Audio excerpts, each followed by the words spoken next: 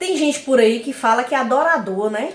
E acha que adorar a Deus é só cantar num culto, ficar emocionado, né? Uma musiquinha ali, worship, chorar, sentir arrepios e por aí vai, e a pessoa acha que ela é uma adoradora. Mas adoração é mais do que isso. Adoração é se preocupar com a glória de Deus.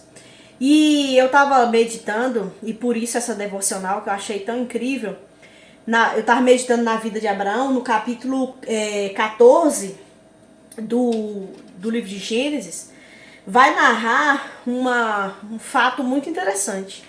Lá diz o seguinte, que 6 reis resolveram lutar contra 5 reis, né? Dentre esses reis, tinha os reis de Sodoma, os reis de Gomorra, e Ló, ele morava ali nas imediações de Gomorra. Então, esses 6 reis foram lutar contra esses 5 reis, e nessa guerra, Ló, que era sobrinho de Abraão, acabou sendo levado como prisioneiro, né? Quando Abraão ficou sabendo que seu sobrinho tinha sido levado como prisioneiro e tal, e estava em cativeiro, Abraão, pegou 300 homens jovens que nasceram na sua casa, que eram treinados, eram guerreiros, porque Abraão ele era muito rico, certo? Era muito rico mesmo. Se você pensar, a Bíblia fala que 300 jovens nascidos em sua casa faziam como se fosse um exército, uma guarda para Abraão. Porque naquela época, quem era muito rico tinha que proteger a sua riqueza, né? Tinha que proteger as suas finanças. Então, ele tinha que dar um jeito. E nada melhor do que, dentro da sua própria casa, os seus servos têm filhos, esses filhos crescem nesse ambiente, onde trabalham e são sustentados por essa riqueza, né? Obviamente produzem riqueza e são sustentados por ela. E são treinados para fazer a guarda, a escolta, a proteção dos bens, dos valores das pessoas. Isso era comum.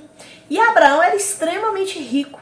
E ele tinha esse exército para proteger as suas riquezas, né? Eles eram nômades. Então, onde eles iam, abriam poços, tinham uma criação muito grande, né, de animais, tinha que dar água para esses animais. Então, havia um grupo muito grande com Abraão, né? Se tinha 300 jovens, aí imagina o tanto de mulheres, moças, crianças, famílias, muitas famílias, junto com Abraão, nessa comunidade ali onde Abraão era o patriarca, onde ele era o patrão, né? Ele era ali o responsável.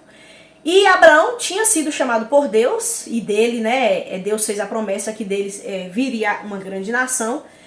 E aí, então, esse Abraão, ele fica sabendo que seu sobrinho foi levado cativo por esses 6 reis que fizeram uma guerra contra esses 5 reis.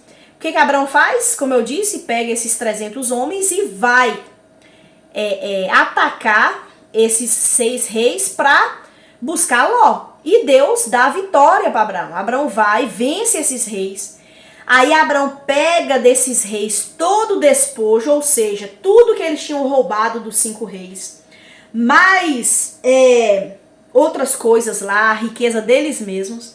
Enfim, Abraão pega tudo, pega o povo, porque muita gente tinha sido levado cativo, e traz tudo de volta, tudo de volta. Nesse meio tempo, quando ele retorna, Abraão se encontra com Melquisedeque. E o encontro com Melquisedeque é um encontro de adoração. Nosso tema aqui é adoração. E Melquisedeque, o texto diz que ele bendiz a Deus, ele glorifica a Deus pelos feitos de Abraão. E ele também elogia Abraão por ser esse instrumento. Então há um momento entre Abraão e Melquisedeque de louvor a Deus. Pelos feitos, Deus deu a vitória, Deus deu os bens, Deus deu a riqueza, Deus deu tudo.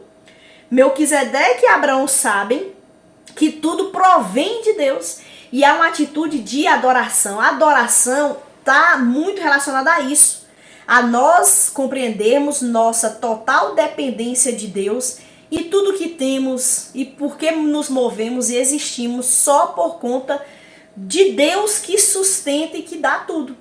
Então, um encontro belíssimo, belíssimo. E aí o que acontece? Em resposta a essa adoração, Abraão dá o dízimo. O dízimo ali é uma expressão de louvor a Deus. Ele dá o dízimo a Melquisedeque, né? Pouco tempo depois, poucos minutos depois, Abraão ele vai até e se encontra com o rei de Sodoma. O rei de Sodoma encontra-se com ele.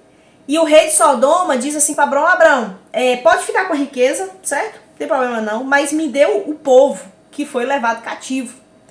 Aí Abraão, ele devolve tudo. Ele fala, olha, eu não quero a riqueza vinda de você, para que você não saia dizendo por aí que eu me enriqueci por conta de você ter me dado, né, digamos assim, pode ficar com a riqueza.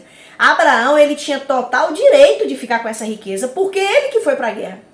Mas essa ação indica que o rei de Sodoma queria a glória para si. Diferente de Melquisedeque, que aponta para Deus. Ó, Abraão, você teve a vitória por causa de Deus. E Abraão, obviamente, também concorda com isso e os dois adoram a Deus. Mas o rei de Sodoma, por outro lado, queria tirar a glória de Deus e colocar a glória em si, quando ele propõe que Abraão fique com a riqueza. Para quê? Para que ele saia por aí dizendo, se gloriando, se engrandecendo. Olha, Abraão conseguiu aquilo, mas eu apoiei, eu dei a riqueza, ele tá rico de jeito porque fui eu. Então ele queria roubar a glória que pertence a Deus. E Abraão não permitiu que a glória de Deus fosse diminuída. Ele não permitiu que esse artifício fosse feito para desviar a atenção da pessoa que escutasse essa história, ao invés dessa pessoa olhar para Deus, olhar para o rei de Sodoma. Então Abraão não permitiu que a glória de Deus fosse barateada, fosse entregue a outra pessoa. Abraão se preocupava com a glória de Deus. E ele escolheu sofrer o dano. Ele escolheu sofrer o prejuízo. Porque ele tinha direito, ele que pegou a riqueza, mas ele escolheu isso para que a glória não fosse retirada de Deus. Será que nós temos essa preocupação em nossa vida? De darmos de fato a glória devida a Deus? E o próprio dízimo é uma expressão de nós darmos a glória para Deus. O nosso sustento não vem de nós. A nossa força não vem de nós. A nossa inteligência não vem de nós. Tudo que nós temos em nossa vida, por mais simples que seja a nossa vida, ou por mais rebuscada que seja, enfim, não vem de nós, é dom de Deus, é graça de Deus, o ar que respiramos, a saúde que temos, tudo é bondade de Deus na nossa vida e nós precisamos então dessa glória para Deus. E uma boa maneira de dar glória para Deus é devolver o dízimo a Deus, porque a Deus pertence a glória e nós o glorificamos ao reconhecermos que tudo vem dele e não da força do nosso braço. Que texto incrível, né? Maravilhoso. Se você por acaso ficou até agora, eu agradeço a sua presença. Seja bem-vinda ao nosso canal, meu nome é Alba. Se você ficou, gostaria que você se inscrevesse nesse canal, desse um like. Comenta o que você acha, o que você achou aqui do que eu disse. Você pode, na realidade, até aumentar e acrescentar o que Deus também tem falado ao seu coração. E que nós possamos dar glória genuína a Deus, que é o digno de todo louvor e adoração. E você fazendo essas coisas que eu tô te pedindo, você vai me ajudar muito aqui nesse canal, tá bom? Então, obrigado por você me acompanhar até aqui. Deus te abençoe e até a próxima.